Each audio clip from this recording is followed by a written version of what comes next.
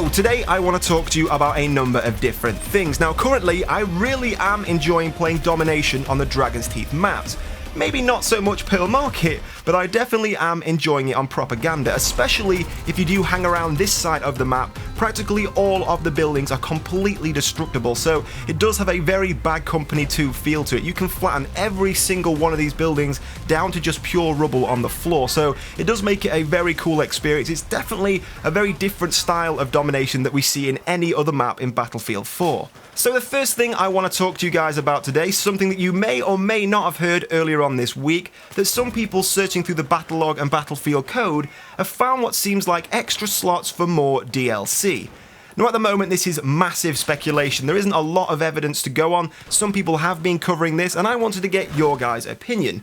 Now of course at the moment we only know of one more DLC to be released, Final Stand. Of course Dragon's Teeth was the second to last DLC and we haven't got a confirmed release date for Final Stand right now. It does seem that it may have been pushed back a little bit to fill the gap between the delayed Battlefield Hardline release and the end of the Battlefield 4 premium cycle. But is it? A lot of people are now questioning, well maybe this new extra DLC is what we're going to see to fill the gap between the release of Hardline in early 2015 and what we expect to be the end of the Battlefield 4 cycle. Now as I said, at the moment a lot of this is speculation. There is definitely gaps in the code, that has been proven, but whether or not this means we will see extra DLC is yet to be confirmed. Now I do like to speculate, I like to come up with ideas of things I'd like to see in the game, and whilst at the moment I am still reserving the fact we probably won't see any DLC, I wanted to bring this topic up with you guys and ask your opinion. Now I don't think we will see any more DLC in the premium cycle, because of course if there was going to be DLC, EA would want to show that off to try and get more people to buy premium, so not showing secret DLC in premium wouldn't be a very good marketing technique. So if we were going to see extra DLC, my idea or my thoughts on this idea is it may be a separate standalone DLC as we saw with Bad Company 2. Now of course with Bad Company 2 all of the DLC was free if you had a VIP code. If you bought the game brand new or if you bought it second hand you could then purchase a VIP code, and this got you all of the DLCs for free, which is a pretty good deal, apart from of course the Vietnam DLC which only cost £10 and to this day is probably still one of the best Battlefield DLCs we've ever seen. So if we were going to see extra DLC in Battlefield 4, I think it would probably be a standalone DLC you'd have to pay extra for that wasn't included in Premium. Now straight away there are two different reactions to this. People will say, well I don't want to pay extra, I've already bought Premium, I've spent 40 quid, I then want to spend an extra tenner to get an extra DLC. But if we think back to Bad Company 2, whilst the rest of the DLC was free and Vietnam cost £10, there is no shadow of a doubt it was the best DLC we've ever seen.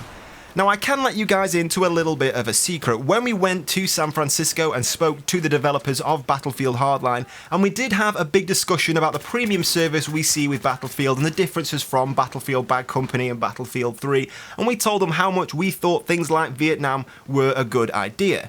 So if we were to see a separate DLC that maybe cost a little bit of money, but maybe if it really stood out, maybe if it was a period DLC, something like Vietnam or World War II, that still was part of Battlefield 4 with the Frostbite 3 engine, I myself would probably pay out for it. But down in the comments below, I want to hear from you. What is your opinion on this? As I said, it's definitely not fact yet. There is still a lot of speculation surrounding this story, but it's still good to talk to you guys and get your opinion. So if you would like to see extra standalone DLC for Battlefield 4, would it be something you would pay for? And if so, what would you want to see? Would you want to see World War II, Vietnam, or would you just want to see more modern day stuff that we already see with Premium? Tell me all down below.